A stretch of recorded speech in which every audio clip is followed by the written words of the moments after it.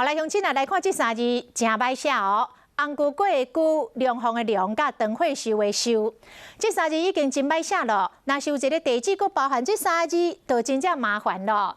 像桃园龟山花凉的万寿路，总共100外位，在地人是写甲手酸。啊，偏偏这个桃园龟山有寿甲有凉的地址，佮夭寿啊多，所以有真侪在地人规去甲“龟”这字用画。2、3、4、5。真专心，这学生囡仔对老师咧学写国字，喙若念1、2、3、4、5、6、7，也无囡仔手恐惊爱牙真久，因为要写完这个地址，爱算到140音。我忘记了，突然忘记要怎么写，怎么办？小熊袂记去无要紧，因为真正歹写。有网友发现讲，桃园县龟山乡花凉村万寿路这短短12个字的地址，笔画就141位，其中佫包括龟凉寿等复杂的国字，莫怪囡仔写无啥会出来。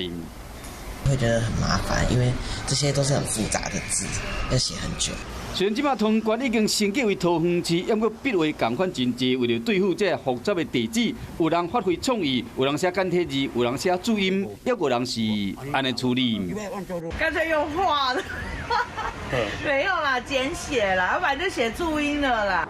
想要到这个地址，佫毋是上长的，宜兰县苏澳镇梁德里苏滨路，共款12个字，有187位。